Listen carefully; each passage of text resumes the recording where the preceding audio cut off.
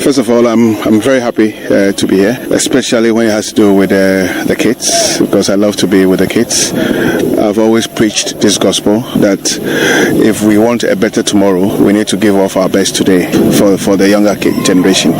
So I'm very happy to be part of this special event, which is covered live on Max TV, Your Good Selves. I've watched one game live. I watched 2 games via your platforms yesterday, and I would want to say that I'm very impressed with the level of organization.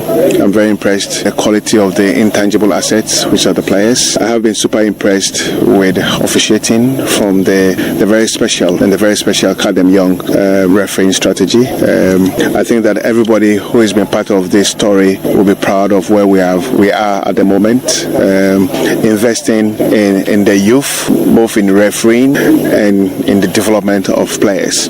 Now, what we are going through today is part of our strategy in the development of football. We saw the U15 girls, which is part of the women's football strategy, which we launched in 2023, and this is also part of the talent development scheme that we are currently embarking on with the support from FIFA and of course with KGL. I think that this is the future of our sport. If we want to produce the Anas Tandes and Mohamed Polos of yesteryears, this is the way to go. And I've always said that if we are patient and if we do the right levels of investment, Ghana football will definitely soar up again, and I think we are in the right way. And it's very exciting to see loads of people here in Pram Pram.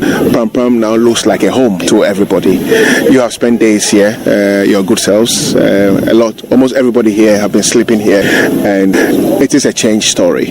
I think that everybody who is seeing what we have done here will be proud of the hard work by the leadership of the FA, by the leadership of the management of the facility here. I'm so much touched and proud. Going back memory lane, when it all began, your relationship with KGL, we saw the first imprints at the Medina AstroTurf. We followed up with another competition held in Accra. It is one of your policies that we will take these tournaments to various places so that we bring it closer to the people. So we went to Ashanti last year. We're back in the Greater Accra. Along the spread, will you give yourself, and when I say yourself, the Ghana Football Association and the relationship with KGL Foundation, will you give it the thumbs up? Are we where you expected us to be? First of all, I'm very appreciative of the quantum of investment from KGL Group, the KGL Foundation led by Chairman Alex. I think that it's been an amazing blessing to Colts football in our country. Investing $1 million over 5 years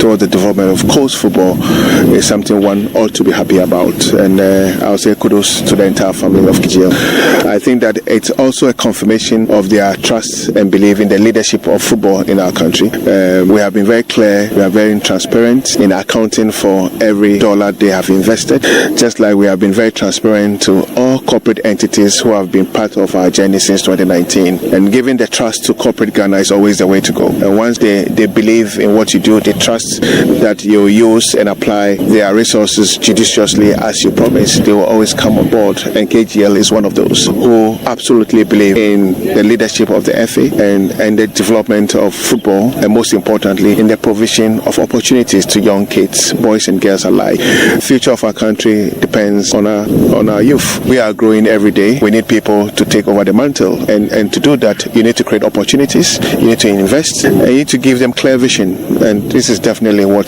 the Football Association, your Football Association, is all about. And we're grateful for the strides that have been made so far. We're looking at from top to bottom to top, so it starts from the Premiership, goes lower to the under-17s that we're seeing today, and then it climbs back again. Not only are we looking at the men, but we're also looking at the women, and we've seen substantial rise in its organization, the awareness. I would want you to share just a second or so to also talk about the inroads we're making with our Catch Them Young policy. Another of your initiatives, or another of your brainchilds that you brought to bear, which has blossomed, and today, for the very first time since the competition began, we saw all-female cast. Well, whenever I've had a chance to speak about the Academy Young strategy or policy, I am filled with emotions. not only because the dream that I had is seeing the light of the day, but also because we identified a big problem in our football ecosystem, and we found perhaps the best solution ever to this big problem. There was a need for us to look at refereeing in our country, and we thought that the best way is to start investing in talent at a very young age. Now, in football, you identify talent early, especially when it comes to the intangible assets, the players. But when it comes to other bits of the football ecosystem, match officials went to look out for people who are already matured. And we said no. For us, the best way is to identify kids who have the right levels of passion to officiate, because passion is key. And then we giving them the enabling environment for them to develop their passion and to realize their dreams. So in 2020, we launched this policy. Over time, we have trained and invested in close to 2,000 young boys and girls from all the regions of our country. And what we are seeing here today is a signal of our collective future when it comes to refereeing. We had the FA Cup. We had all female.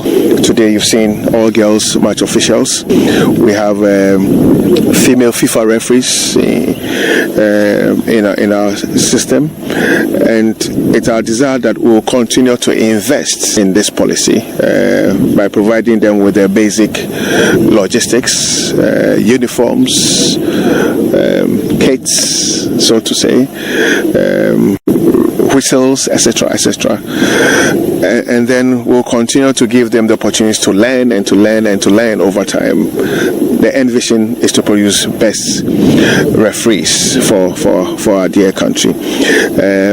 In August, we would outdoor our first professional referees in this country, and they will come from the Academy Young refereeing strategy. That will be a big step for Ghana. Referees who would only concentrate on the act of refereeing and to be as such as their profession. Okay, we'll be announcing the list, and I'm happy to say that they will come from the Academy Young refereeing policy. This will be a big landmark for our dear country. I think that on the whole, it's a good story for us to tell, and I know that other MAs across Africa, across the world, are looking at what we are doing. FIFA is very much interested in what we have done and what we are doing, and I think that these good strategies and policies will ultimately benefit our football ecosystem, and all of us in football should be happy about our collective hard work.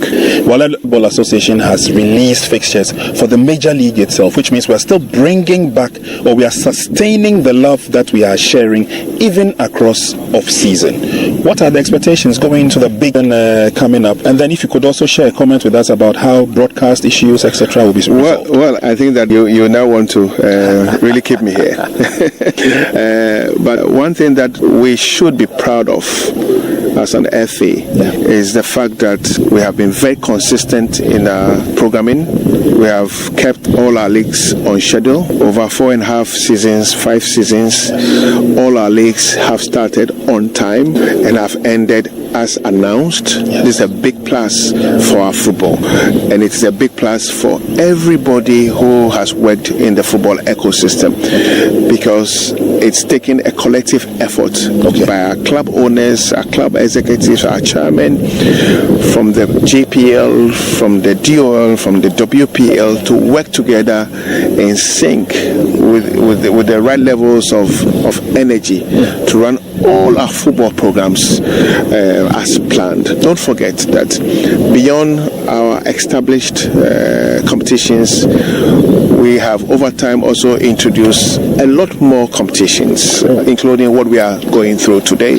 So there are lots of football competitions, football properties on our calendar, and all have run according to our plan, which is a big plus. We should be very, very proud about this. Now, yes, the football season, the new football season, is gradually